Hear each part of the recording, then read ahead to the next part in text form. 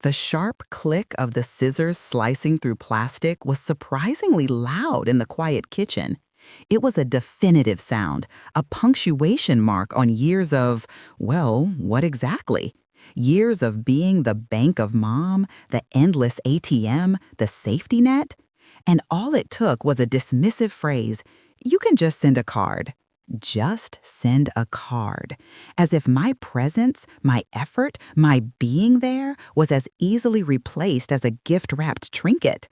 My daughter, Chloe, turning 25, a milestone, a reason for a proper celebration, or so I thought. We'd been planning it for months, a weekend getaway, a nice dinner, a gathering of her closest friends and family.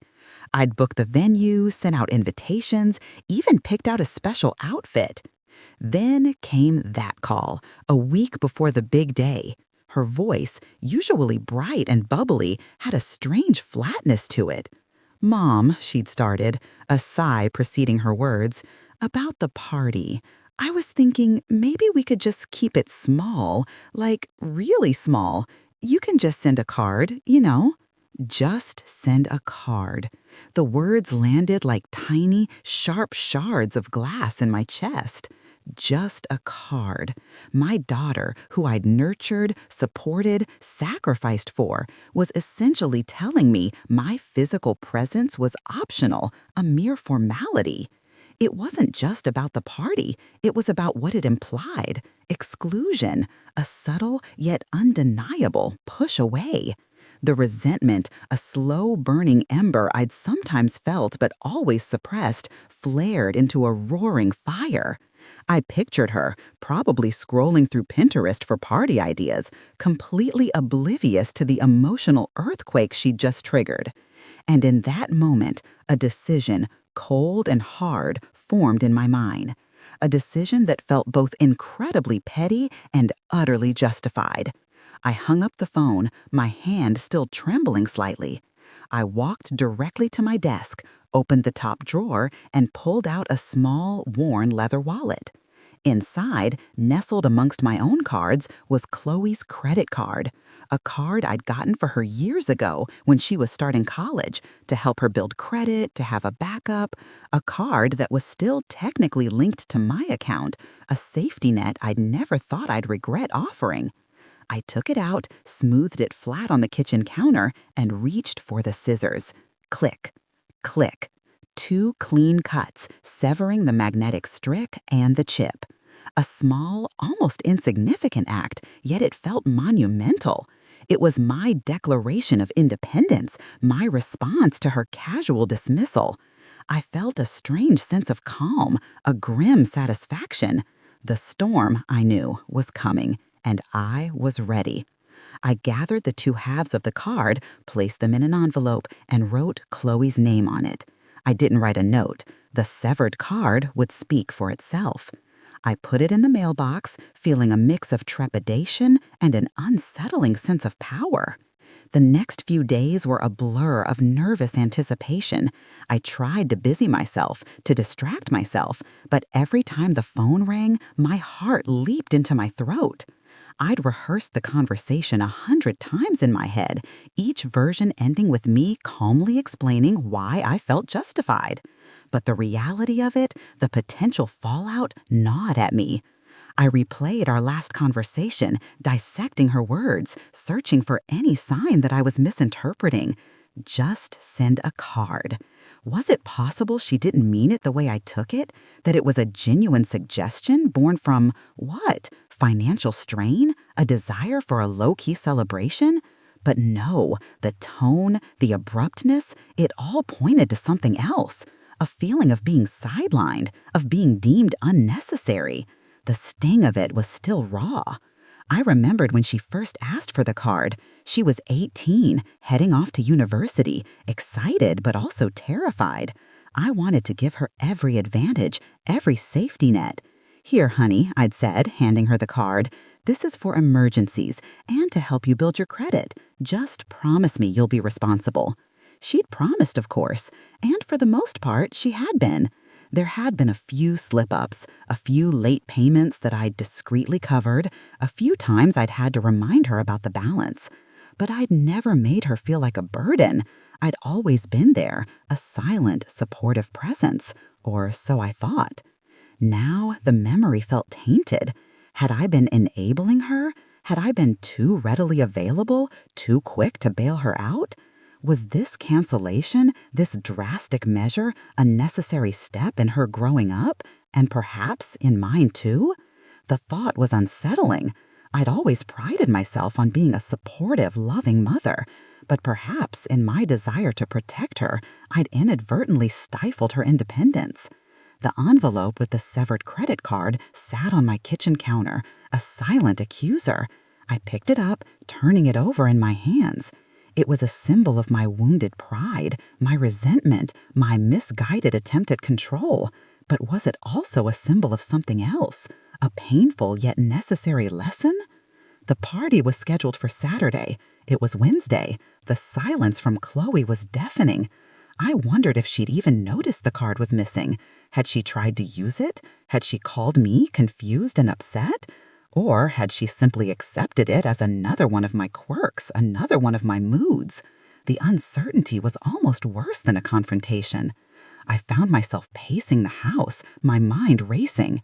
I remembered the countless times I'd put her needs before my own, the late nights studying for her, the sacrifices I'd made to ensure she had the best of everything. Was this how she repaid me? With a dismissive wave of her hand and a suggestion that a card would suffice? It felt like a betrayal, a deep, aching betrayal. I went to the refrigerator and pulled out a carton of milk, pouring myself a glass. The silence in the house was a stark contrast to the whirlwind in my head. I sat at the kitchen table, the severed card pieces still in their envelope, and stared out the window at the quiet suburban street. It was a peaceful scene, but inside me, a storm raged. I thought about the conversation again. You can just send a card. The words echoed in my mind, each repetition amplifying the hurt. It wasn't just about the party. It was about feeling unseen, unappreciated. It was about the subtle shift in our relationship, the growing distance I'd been trying to ignore. And now this cold, calculated act of rebellion. I took a sip of milk, the cold liquid doing little to soothe the burning in my throat. I knew I'd overreacted. I knew that cutting up her credit card was childish, impulsive, and probably counterproductive.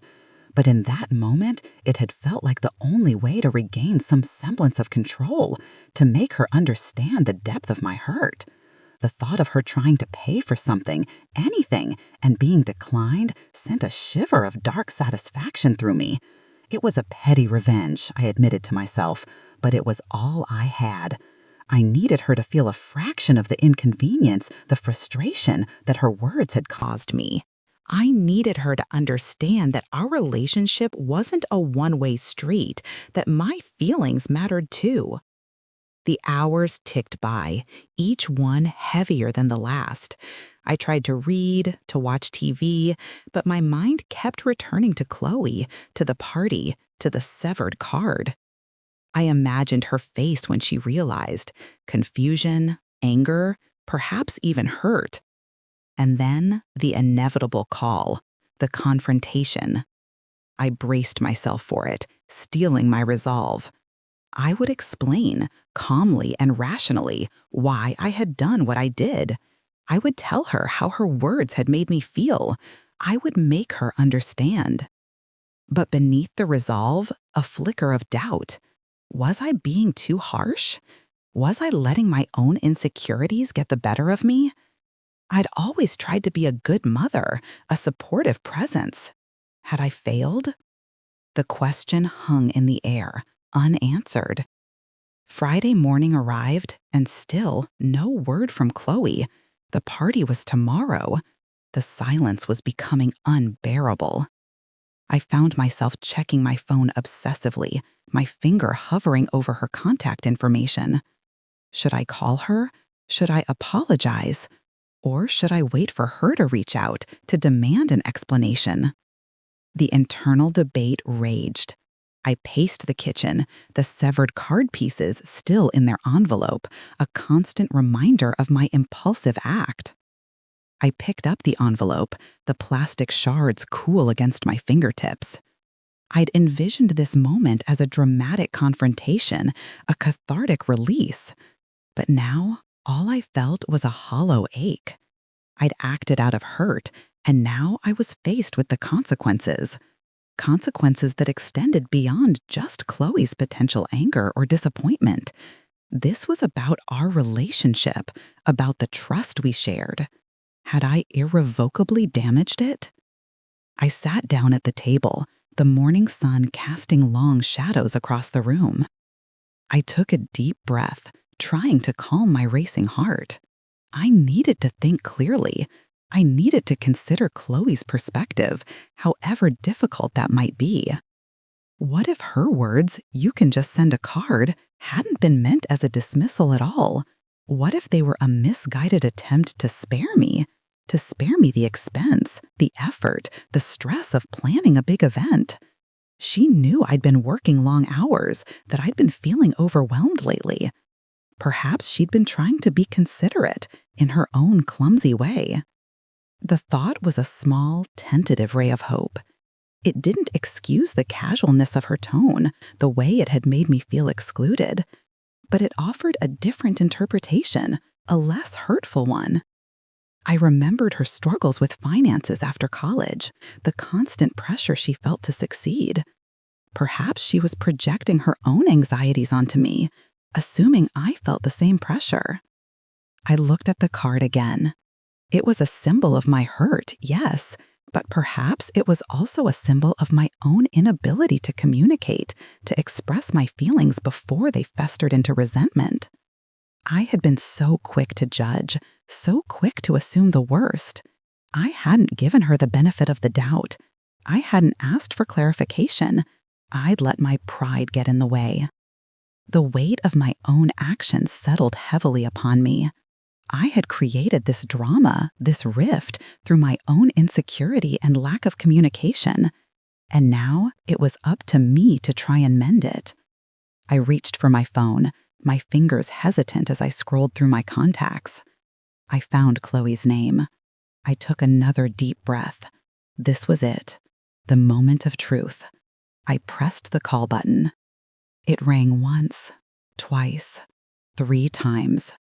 My heart pounded in my chest. Just as I was about to hang up, she answered. "Mom?" Her voice was hesitant, guarded. "Chloe," I began, my voice trembling slightly. I need to talk to you." There was a pause.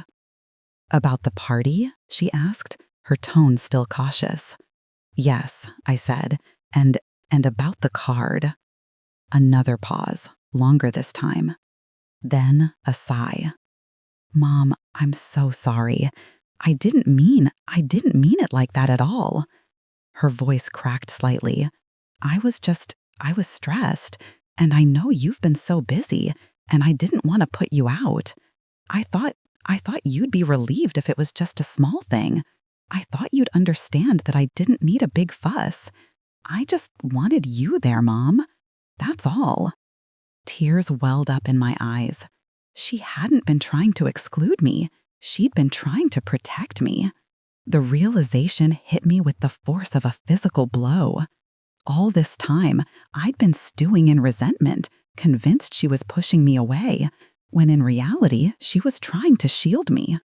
"Oh, Chloe," I whispered, my voice thick with emotion. "Honey, I'm so sorry too. I misunderstood. I thought you didn't want me there. I thought you were telling me I wasn't important enough for anything more than a card."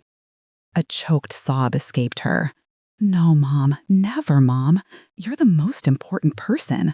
I didn't want you to feel obligated. I know how much you do for me, and I felt guilty, and I just wanted to make things easier for you. And then I realized you hadn't sent the card, and I thought you were mad, and I didn't know what to do." My heart ached for her. She'd been carrying this burden of guilt and anxiety, and I'd added to it with my own assumptions and reactions. I I cut up the credit card, Chloe, I confessed, the words tumbling out in a rush. I was so hurt, and I just reacted. It was a terrible thing to do, and I'm so, so sorry. Silence. A heavy, pregnant silence. I braced myself for the explosion. But then, a shaky laugh. You cut up the credit card? She repeated, a hint of disbelief in her voice. Mom, you're unbelievable. And then she started to laugh, a real, genuine laugh, tinged with tears. And I joined her, the tension finally breaking, replaced by a wave of relief and understanding. We talked for a long time that morning.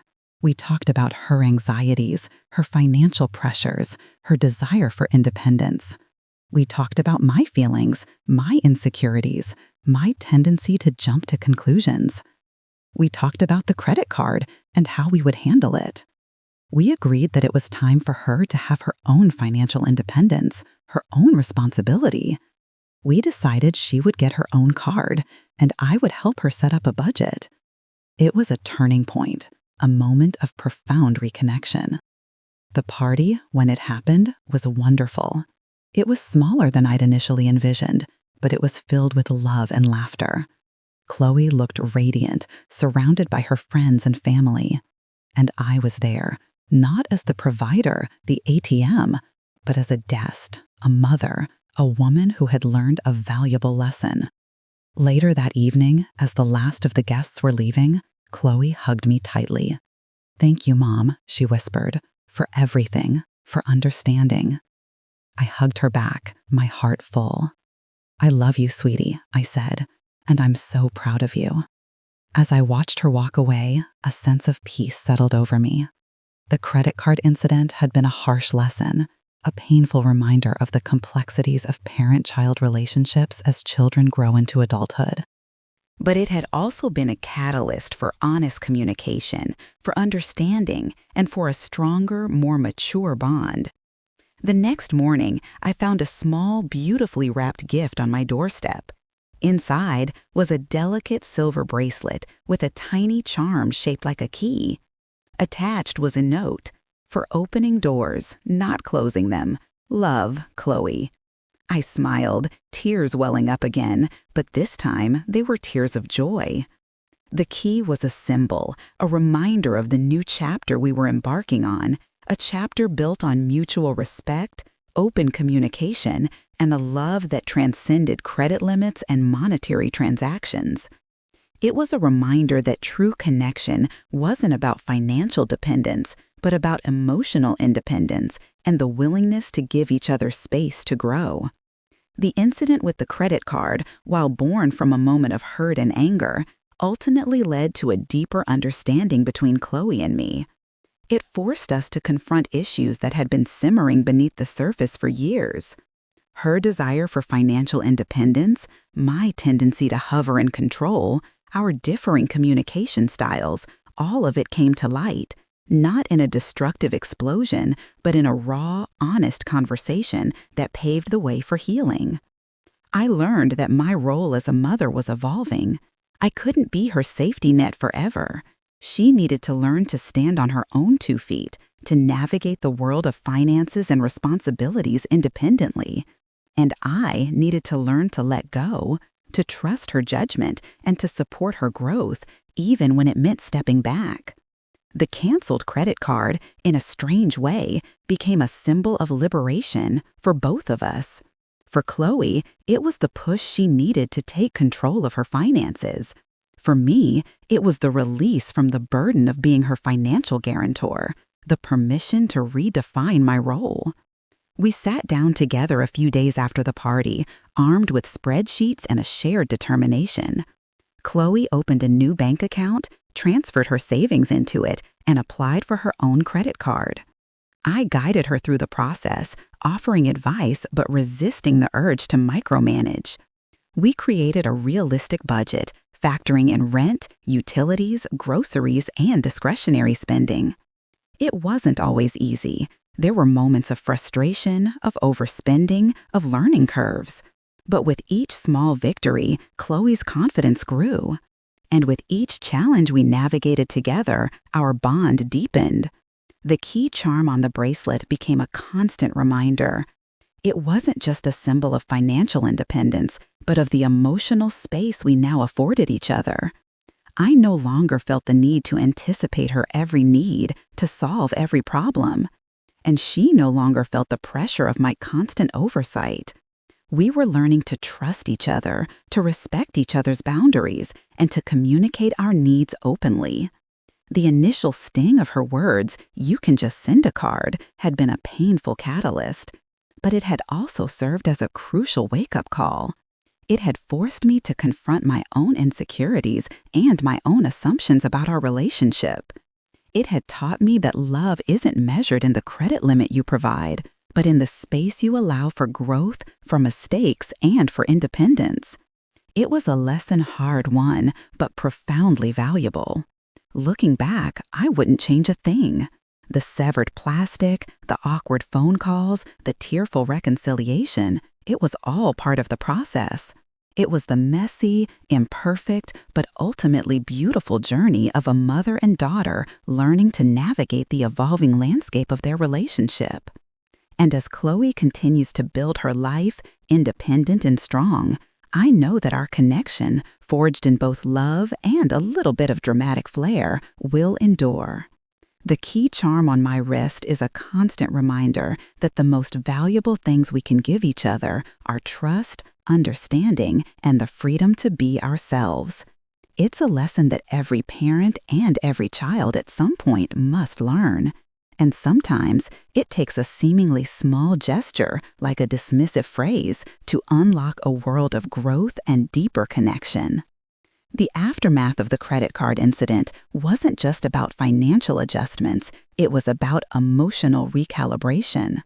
Chloe's initial request, "You can just send a card," had been a symptom of a larger underlying issue: her burgeoning desire for autonomy and my own struggle to relinquish control. I had always seen myself as her protector, her provider, the one who smoothed her path. This perception, while rooted in love, had inadvertently created a dynamic where she felt overly dependent and I felt indispensable. When her words implied that my presence was optional, it struck at the core of my identity as a mother. The resentment I felt was a complex cocktail of hurt pride, fear of obsolescence, and a genuine sadness at the perceived distance. Cutting up the credit card was a drastic, impulsive reaction, an attempt to reclaim a sense of control and to force her to acknowledge my feelings. It was a blunt instrument wielded in a moment of emotional turmoil. The subsequent days were fraught with anxiety. I replayed the conversation endlessly, trying to pinpoint where things had gone wrong. Had I been too overbearing? Had I failed to recognize her growing independence?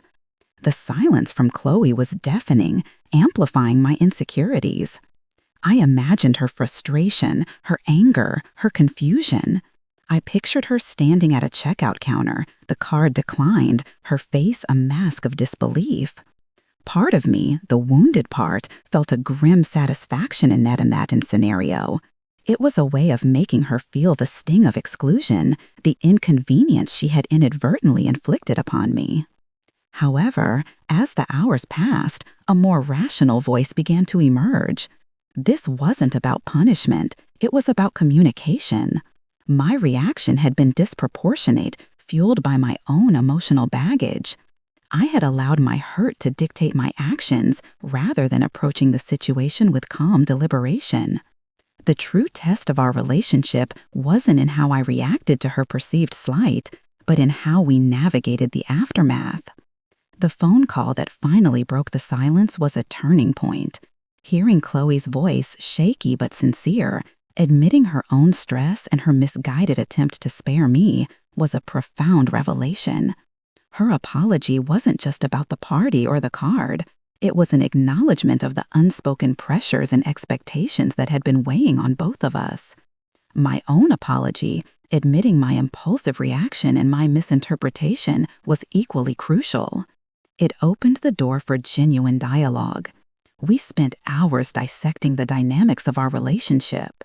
Chloe articulated her need for independence, her anxieties about financial responsibility, and her desire to prove herself capable. I shared my fears of letting go, my habit of trying to anticipate and solve her problems, and my deep-seated need to feel needed. The credit card, once a symbol of my control, became a catalyst for her financial empowerment. We worked together to establish her own financial plan, a roadmap for her future. It was a collaborative effort, filled with patience and mutual respect. She learned practical money management skills, and I learned the art of supportive detachment. The gift of the key bracelet was more than just a token of apology. It was a symbol of our renewed understanding. The key represented unlocking new possibilities, new levels of trust, and a more mature, equitable relationship. It signified that I was no longer holding the metaphorical keys to her life, but rather empowering her to find her own way. The narrative arc of this story is not just about a mother's wounded pride and a daughter's casual remark. It's about the universal challenge of evolving parent-child relationships. As children mature, the roles must shift. Parents must transition from active managers to supportive guides, and children must embrace their autonomy and responsibility. My initial reaction was a testament to my difficulty in making that transition. Chloe's words, though hurtful in their delivery, were a necessary nudge, pushing me to confront my own limitations. The subsequent reconciliation wasn't about simply forgiving and forgetting. It was about active listening, empathy, and a shared commitment to building a stronger foundation for our future interactions. It was about recognizing that communication, even when difficult, is the bedrock of any healthy relationship. The incident served as a powerful reminder that our perceptions are not always reality. My assumption that Chloe was trying to exclude me was a projection of my own insecurities. Her intention, as it turned out, was rooted in a misguided attempt at consideration. This realization underscored the importance of seeking clarity before reacting, of giving the benefit of the doubt, and of approaching conflict with a desire for understanding rather than victory. The story I tell is one of unintended consequences, of emotional intelligence, and of the profound capacity for growth and reconciliation that exists within families. It's a testament to the fact that even the most impulsive, seemingly petty actions can, with honesty and vulnerability, lead to deeper connection and a more authentic relationship. The credit card, once a source of contention, became an unlikely instrument of liberation, freeing both Chloe and me to embrace our individual paths while remaining deeply connected. It's a narrative that resonates because it's real, messy, and ultimately hopeful. It speaks to the ongoing, dynamic nature of love and family, where missteps are inevitable, but the capacity for repair and growth is ever present. The lesson learned is a profound one. True love isn't about control or possession. It's about fostering independence, respecting boundaries, and cherishing the unique journey each individual undertakes. And sometimes, the most valuable lessons are learned through the most unexpected and perhaps even slightly dramatic experiences. The subsequent weeks and months saw a noticeable shift in our dynamic. Chloe, now fully in charge of her finances, exuded a newfound confidence. She navigated job interviews, apartment hunting, and everyday expenses with a maturity that belied her years. My role shifted from active participant to quiet observer, offering encouragement and support when asked, but resisting the urge to intervene. This shift wasn't always easy for me. There were moments when my old instincts kicked in, when I wanted to offer unsolicited advice or step in to solve a perceived problem. But the memory of the credit card incident and the subsequent honest conversations served as a powerful anchor. I learned to trust Chloe's judgment, to believe in her ability to handle challenges, and to find fulfillment in witnessing her growth rather than orchestrating it. Our conversations became more balanced, less about her needs and my provision, but more about shared experiences, mutual interests, and genuine curiosity about each other's lives. We discovered new common ground, bonding over shared hobbies, and a newfound appreciation for each other's perspectives. The key charm remained a constant reminder of our journey. It was a tangible symbol of the trust and respect that now characterized our relationship. It represented the unlocking of new possibilities, both individually and as a mother-daughter unit. The initial pain of Chloe's words had paradoxically opened the door to a deeper, more authentic connection. It had forced us both to confront our vulnerabilities and to communicate our needs more effectively. The story of the canceled credit card is therefore not just a tale of a mother's overreaction, but a narrative of transformation. It's a story about the courage it takes to admit mistakes, the power of honest communication, and the enduring strength of the mother-daughter bond when it's built on a foundation of mutual respect and understanding. It's a reminder that sometimes the most significant lessons are learned in the aftermath of our most impulsive actions, and that forgiveness, both of ourselves and of others, is essential for growth.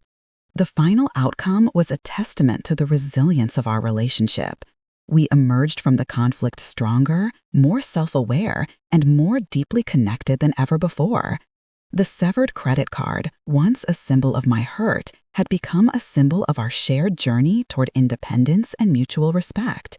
It's a story I continue to share, not as a cautionary tale of what not to do, but as an affirmation of the messy, beautiful, and ultimately rewarding process of loving and letting go.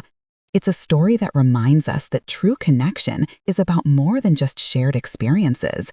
It's about shared understanding, shared growth, and the unwavering belief in each other's potential.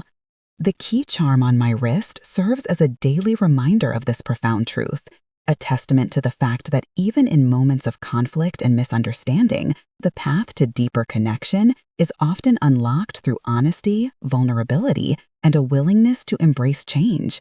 And that, in itself, is a priceless gift. The resolution wasn't a sudden, dramatic shift, but a gradual unfolding. Chloe's journey toward financial independence was marked by small victories and occasional setbacks, each one met with my patient support rather than my critical judgment. She learned to balance her desire for experiences with the reality of her budget, discovering the satisfaction of saving for larger purchases and the discipline of sticking to her financial goals. I, in turn, learned to celebrate her successes without feeling the need to take credit, and to offer comfort during her challenges without offering easy solutions. Our relationship evolved into a partnership, one where we could lean on each other for support and advice, but where our individual autonomy was fiercely protected. The incident with the credit card, while initially painful, had ultimately served as a powerful catalyst for growth, forcing us both to reevaluate our roles and expectations within the family dynamic. It was a lesson in communication, in empathy, and in the profound importance of allowing loved ones the space to forge their own paths. The story concludes not with a perfect resolution, but with an ongoing commitment to understanding and mutual respect. The key charm is a constant, subtle reminder of this commitment, a symbol of the open doors and shared journeys that lie ahead. It's a testament to the fact that the most meaningful connections are often forged in the fires of conflict, tempered by honesty and strengthened by a shared willingness to learn and grow together. And that, perhaps, is the most valuable lesson of all.